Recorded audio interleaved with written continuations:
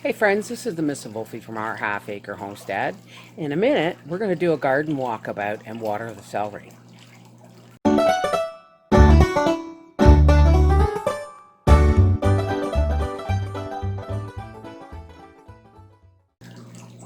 Before we do, I just want to say thank you to everybody that was there for me yesterday. I was in a really low, painful,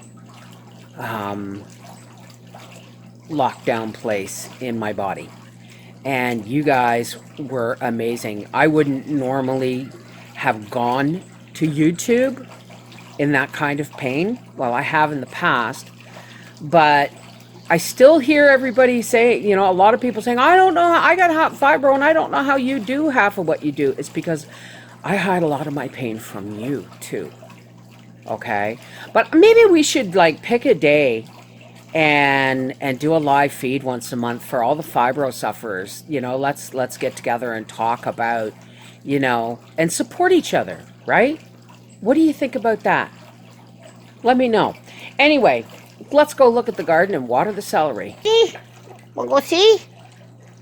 Look at that. I just love that mobility. She does this. She goes and drinks water from the pool because I keep it really low chlorinated. And she loves the pool water for some reason. But I'll tell you something.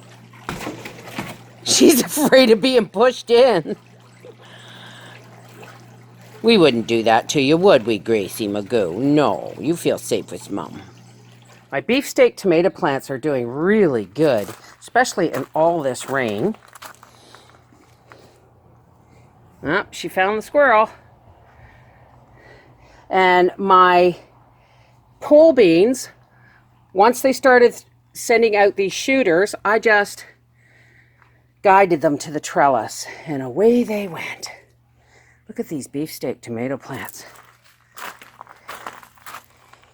And the blossoms. I am not going to bother weeding this flower bed. For the simple reason is it's way too much work. And once the flowers are just about done, so I'll just get Howie to whippersnip it all down so that I can get in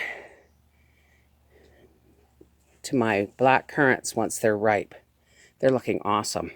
These things all need to be pruned down. They're new growth. But we'll wait till the fall. I don't like to prune or trim when things are producing fruit because yes, the growth will go to the leaves, but if you cut them off now, it may drain some of the juice they need to grow. Look at, now you can, whoops, there goes my hairband. Now you can see them so much better. Look at. Thing with hail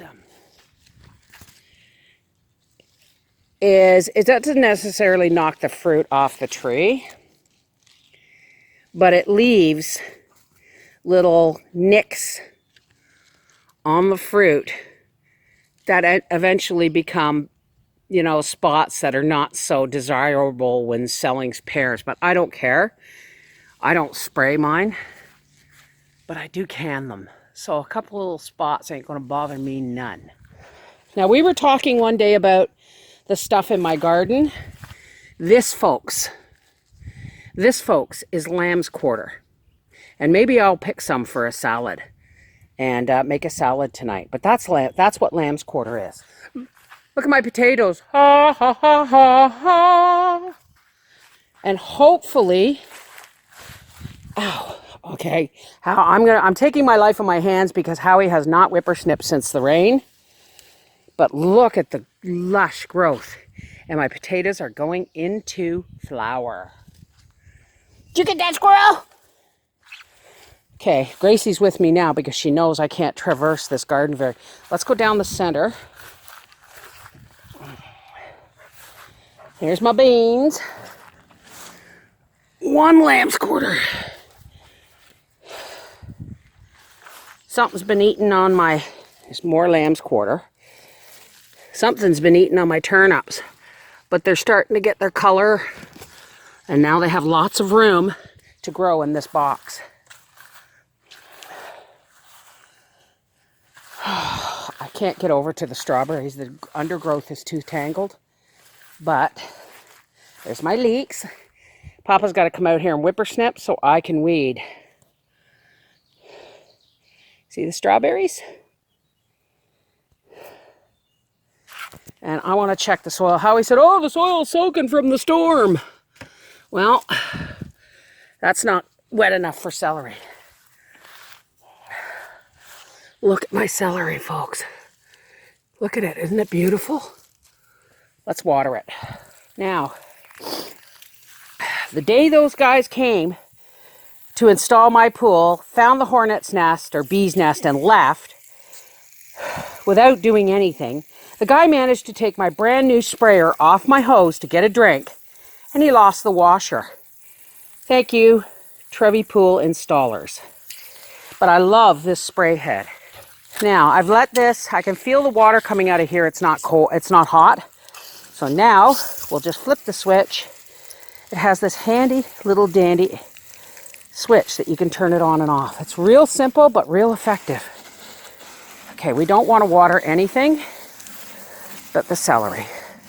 Celery needs water every single day. And when we came home, Howie said, oh no, the beds are soaked. The celery beds almost always have to be kept soaked.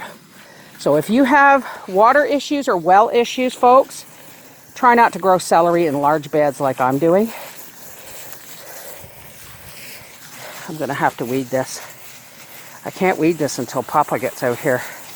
Because once I start bending over and I walk, I don't pay attention. And my feet get caught in weeds.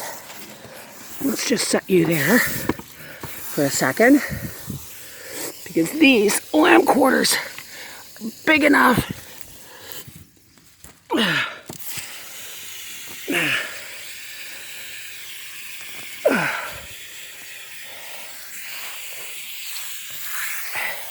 See, I almost tripped over my own hose. But these weeds are big enough to be a problem. So I just want to get the worst of them out.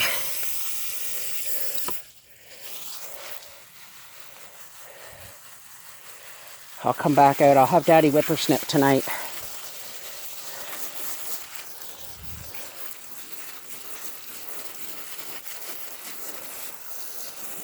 Gives my waters and my strawberries. Why? Because they're growing fruit. Anything that grows juice or anything that takes a lot, think about it, tomatoes, celery, fruit, they all need lots of water. Anything that's growing something juicy needs water. Also squash. If you could afford to water your grass, if you could afford to water your garden, anything that has a squash flower on it, water a lot because, again, it takes a lot of water to grow those fruits. Yeah, I'm already sweating. This is the Mrs. Wolfie from our half-acre homestead saying, that's your garden update.